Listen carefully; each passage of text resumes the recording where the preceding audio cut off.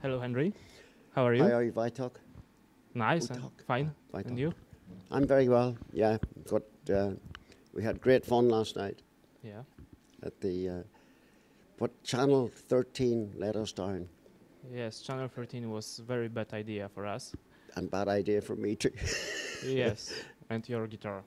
Yeah, but it was okay. You know, once we, when you have a plan in your head, okay, acoustic, two numbers, okay, that's all you concentrate on. No water or PP or nothing. Yeah. You just concentration, and when it's pulled, all of a sudden you have nothing to stand on. Yes. You have to think and think and think. But it turned out to be a very enjoyable evening, and it was a pleasure to be here. Can you tell us any story about them? You know, because I know that you were with Janis Joplin sometime. You play Yeah. with Hendrix. You play with McCarthy and other guys like this. So can you tell us any special stories? Not that I can remember straight away, but well, the first time that I met Jimi Hendrix was in New York, and the band that I was with, the Era Apparent, were doing 1 week in a club in New York, and Jimi Hendrix came in with Buddy Miles, Yes. and eventually got up to play. Who is this? And then I saw him in England, and we had the same manager, Charles Chandler, and a man called Mike Jeffries, who would have been the owner of the famous Club A Go-Go in Newcastle, in the north of England, where the Animals and Eric Burdon, that was their hometown. And so Charles Chandler, Mike Jeffries, Charles Chandler would have been the bass player in the Animals before going into management and the business end of music, you know. But he signed up Jimi Hendrix and brought him from America to England. And we signed a contract, management contract. And so he was managing Jimi Hendrix, he was managing us, the Heir Apparent, and stuff. So every time, when Jimmy got everybody talking about this guy that used to eat the guitar, he would have, there would have been a tour organized. And so every time that Jimmy went out to tour, we always got to play support.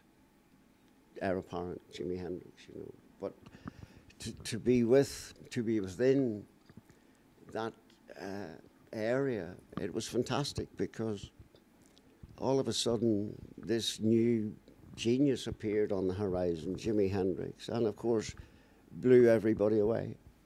I remember there's a story that you might know that Charles Chandler took Jimmy down to see Cream, Eric Clapton, Jack Bruce, Ginger Baker, and said, "Do you mind if this man gets up to play some guitar?" "No problem." So Jimmy got up and he started with a song called Killin' Floor. Albert King, I think, did a very good version of Killin' Floor, blues song, you know. Yes. And Eric they started to play, Hendrix. Eric took his guitar off, put it down, and walked off stage. It was just so powerful, you know. Yes. Before you had blues with Eric Clapton and John Mayall and everything. But then you have the Jimi Hendrix, like global, he had an aura about him that was something. But in saying that, he brought a lot to the world of music, and a lot of guitar players now would lean on the style of Jimi Hendrix, American guitar players, not strictly blues, but, and I forget their names, but well-known American guitar players like Steve Vai, people like this, they would have heard Hendrix, you know. Yes. But to be there when it was all happening, it's like going from was like going to heaven. Oh. It was, you know. But anyway, we got to tour with Jimmy, and then I remember one tour, there was The Move, a band from Birmingham, who had Flowers in the Rain. It was a hit in England. And it was The Move, Pink Floyd, The Nice, Jimi Hendrix Experience, Heir Apparent, Amen Corner. This is one show. Wow. Touring England in 2 buses. We got to play 12 minutes, maybe 2-3 numbers. Yeah. Then Pink Floyd, but Syd Barrett was in Pink Floyd Yeah. at this time. It was pre Dark Side of the Moon. Yes, yes. So you had Syd Barrett and the rest. So you had all these great, well-known people now Yeah. that it was like almost old-style vaudeville tour. Oh. Similar, very similar. Everybody, you know, hey. So that was another experience because when you have 5 or 6 people on tour at the same time at the same show, I think Jimmy got to play maybe half an hour. Oh. Yeah. So the first bands which we came on, The Nice was before us, and then us, and then The Move, who were like pop and kids sing, screaming and what have you. But it was, you know, all of it was really special because it was to be growing up without playing music at that time would have been fantastic anyway, because there was a mini revolution going on, you know, that came from America and then all around the world and all that goes on with that sort of thing. So I'm lucky and thankful to be alive and well, you know, because there was many people like Jimi Hendrix, The Doors, Jim Morrison, Kurt Cobain, Janis Joplin. Every one of them were dead Yeah. before they were 30 years of age. Yes. It's too big of a price to pay. I give my heart to music, but I don't give my soul sometimes. But on maybe 2 occasions, I was shaking hands with the devil Oh. through alcohol and everything else, you know. But that's what it was like, you know. There was drugs and there was alcohol, and late 60s in America was it was like standing in the middle of a psychedelic garden, you know. It was really special. So the likes of Jim Morrison, Janis Joplin, I knew a little bit, and maybe a little bit more. And she was with a band called Big Brother and the Holding Company. And Heir Apparent, the band that I was in, we stayed at the Chelsea Hotel in New York, which is famous for artists and people stay there, and they have little apartments where you can cook and everything. And you would have writers and people, musicians, actors, you know. And I went down to the bar one day to have a little drink, and this woman, hello, and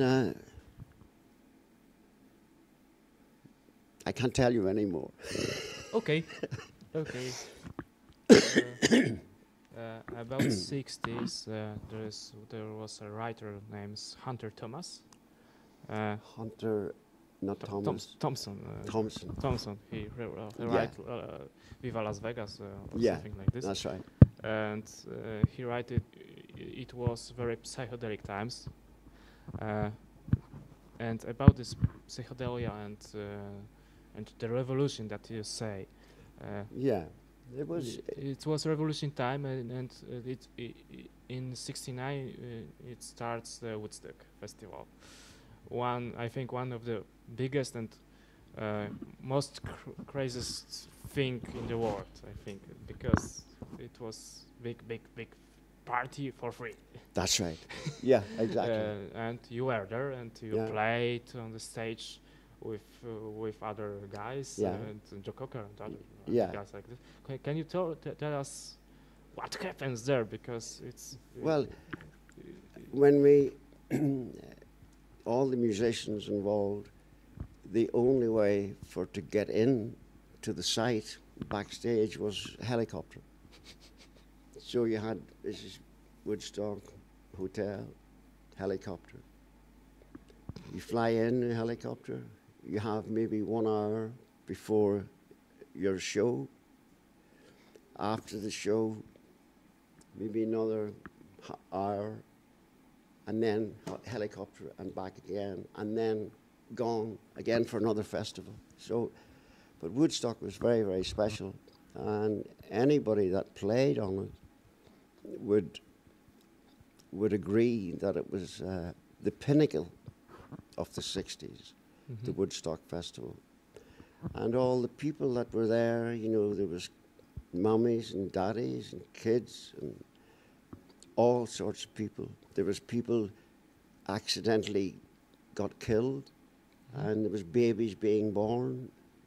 So it was very, very open, and really.